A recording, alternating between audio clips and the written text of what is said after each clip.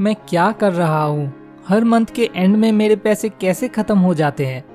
मुझे समझ नहीं आ रहा कि सारा पैसा कहाँ जा रहा है।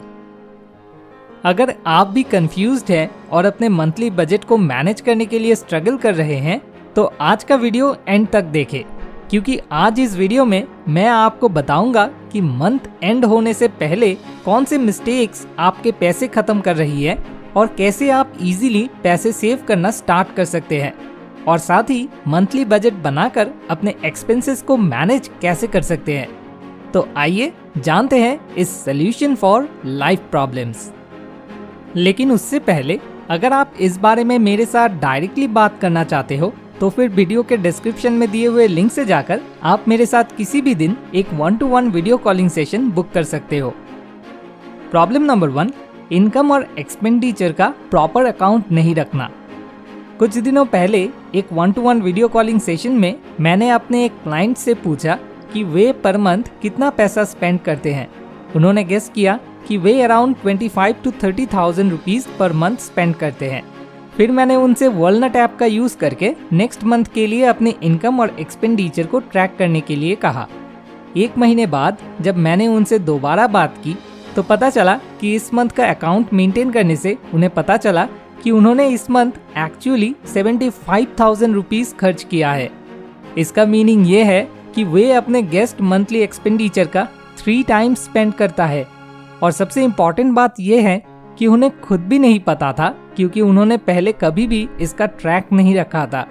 यदि आप अपनी मंथली इनकम और एक्सपेंडिचर को ट्रैक ना करने की यही मिस्टेक करते हैं तो आप कभी नहीं जान पाएंगे कि आपका पैसा कहाँ जा रहा है। प्रॉब्लम नंबर 2, मंथली बजटिंग नहीं करना। आप शायद नहीं जानते होंगे कि मंथली बजटिंग क्या है और इसे कैसे करना है, क्योंकि ये स्कूल या कॉलेज के करिकुलम में नहीं पढ़ाया जाता और ना ही हमारे पेरेंट्स हमें इस बारे में पढ़ाते हैं। एज अ रिजल्ट आपको मंथली बजटिंग की इम्पोर्टेंस का अंदाज़ा नहीं है, या फिर आप इसकी इम्पोर्टेंस को समझते हैं लेकिन फिर भी हो सकता है कि आप इसे रेगुलरली करने के लिए बहुत लेजी हो, या हो सकता है कि अगर आप अपनी इनकम और एक्सपेंडिचर का ट्रैक रखते हैं तो आप इसे मैनुअली लिखते हैं। एज अ रिजल्ट पिछले 1 या 2 ईयर्स में हर एक कैटेगरी में स्पेंड किए गए मनी के एग्जैक्ट परसेंटेज की कैलकुलेशन करना आपके लिए ऑलमोस्ट इम्पॉसिबल हो जाता है, और एज अ रिजल्ट इससे आपको ज़्यादा बेनिफिट नहीं होता है। और सच कहूँ तो एक फिजिकल नोटबुक और पेन का यूज़ करके लॉन्ग टाइम में रेगुलरली अकाउंट मेंटेन रखना बहुत हार्ड है, इसलिए आप अपने मंथली बजट की प्लानिंग नहीं बना पा रहे हैं। प्रॉब्लम नंबर 3, आप पहले स्पेंड करते हैं और फिर सेव करने की ट्राई करते हैं।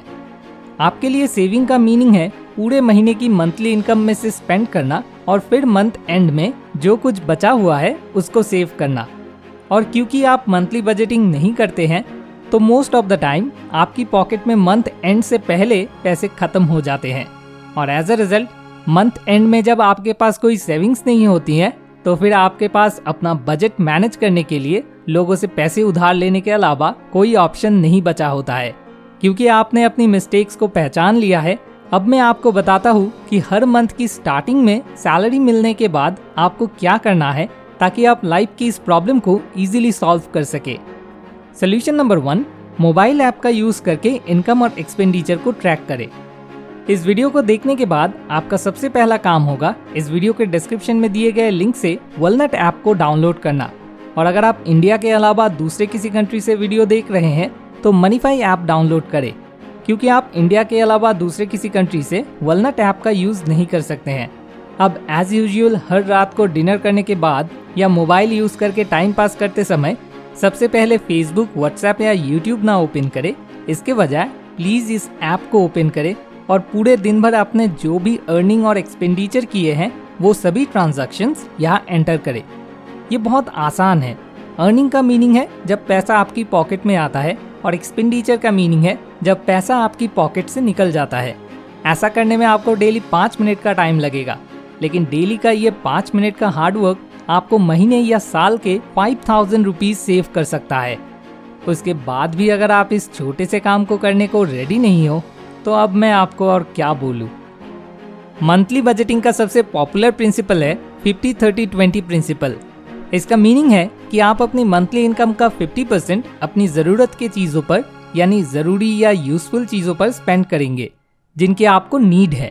एग्जाम्पल के लिए फूड खरीदना, इलेक्ट्रिसिटी बिल का पेमेंट करना, हाउस रेंट देना एक्सेट्रा। इसके बाद आप अपनी इनकम का 30% अपनी वांट्स पर स्पेंड करेंगे।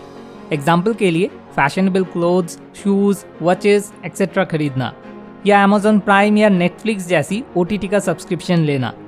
और last but not the least, आपको अपनी मंथली इनकम का बचा हुआ 20% इन्वेस्ट करना होगा। तो इस प्रिंसिपल को इजीली और इफेक्टिवली फॉलो करने के लिए आपको 3 अलग अलग बैंक्स में 3 सेविंग्स अकाउंट ओपन करने होंगे।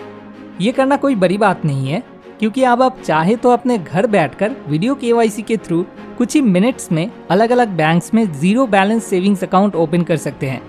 ये कैसे करें, आप YouTube पर ऐसी हजारों step by step tutorial video find कर सकते हैं।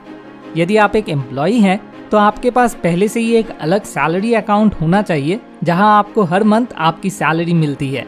लेकिन अगर आप एक बिजनेसमैन या सेल्फ एम्प्लॉयड पर्सन हैं और आपके पास अभी तक कोई अदर सेविंग्स अकाउंट नहीं है, तो आपको एक 4th सेविंग्स अकाउंट ओपन करने की ज़रूरत है जहां आप अपनी सारी इनकम डिपॉजिट करेंगे।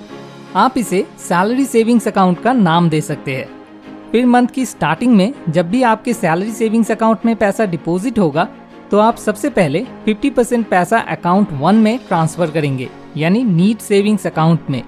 और अब फोन पे, गूगल पे और अदर ऑनलाइन नेट बैंकिंग या मोबाइल बैंकिंग प्लेटफॉर्म के एरा में पैसे ट्रांसफर करना पहले से कई ज़्यादा आसान हो गया है।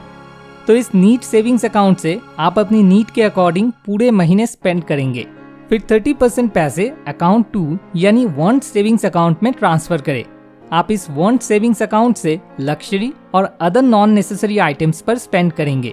फिर 20% पैसा अकाउंट 3 यानी इन्वेस्टमेंट सेविंग्स अकाउंट में ट्रांसफर करें। आप अपनी सारी इन्वेस्टमेंट इस इन्वेस्टमेंट सेविंग्स अकाउंट से करेंगे। सोल्यूशन नंबर 3, पहले इन्वेस्ट करें फिर स्पेंड करें। जैसे ही आपको मंथ की स्टार्टिंग में पैसा मिलता है, इसका 20% इन्वेस्टमेंट सेविंग्स अकाउंट में ट्रांसफर करें। इसका मीनिंग है कि आप मंथ की स्टार्टिंग में 1 रुपया स्पेंड करने से पहले ही पैसा इन्वेस्ट करेंगे। याद रखें, आपको पहले इन्वेस्ट करना चाहिए और फिर बाकी स्पेंड करना चाहिए। और मंथ एंड में यदि आपके नीड या वांट सेविंग्स अकाउंट में कुछ पैसा बचा है, तो आप इसे इन्वेस्ट करने के लिए इन्वेस्टमेंट सेविंग्स अकाउंट में भी ट्रांसफर कर सकते हैं, क्योंकि आप जितना अधिक पैसा इन्वेस्ट करेंगे उतनी ही जल्दी आप फाइनेंशियल फ्रीडम अचीव कर सकते हैं। अब सवाल ये है कि इन्वेस्ट कैसे करें या कहाँ करें। इन्वेस्ट करने के लिए कई ऑप्शंस है, जैसे कि fix deposit, gold, bonds, mutual fund, equity share, real estate etcetera. तो इन सब में से कौन सा ऑप्शन आपकी इन्वेस्टमेंट नीड के लिए सबसे सूटेबल है? इस क्वेश्चन का आंसर कई फैक्टर्स पर डिपेंड करता है। नंबर 1, आपकी एज क्या है। नंबर 2, आपके पास इन्वेस्ट करने के लिए कितना पैसा है। नंबर 3, आपकी मंथली इनकम कितनी है। नंबर 4, आपका इन्वेस्टमेंट ऑब्जेक्टिव क्या है। नंबर 5, आपकी करंट फाइनेंशियल सिचुएशन कैसी है एक्सेट्रा। तो अगर आप इसके बारे में डिटेल में जानना चाहते हैं तो मुझे नीचे कमेंट करके बताएं, फिर मैं इस टॉपिक पर एक अलग वीडियो बनाऊंगा। हालांकि जिस इन्वेस्टमेंट ऑप्शन में मुझे लगता है कि सभी को इन्वेस्ट करना चाहिए वो म्यूचुअल फंड है। आप चाहे तो नीचे डिस्क्रिप्शन में दिए गए लिंक पर जाकर बस अपना नाम और मोबाइल नंबर सबमिट कर सकते हैं और ज़ीरोधा में एक अकाउंट ओपन करके इजीली अपने घर के आराम से म्यूचुअल फंड में इन्वेस्ट करना स्टार्ट कर सकते हैं। लास्टली, हमेशा याद रखें कि small change can make a big difference. Thanks for watching. More wisdom, more solution, better life.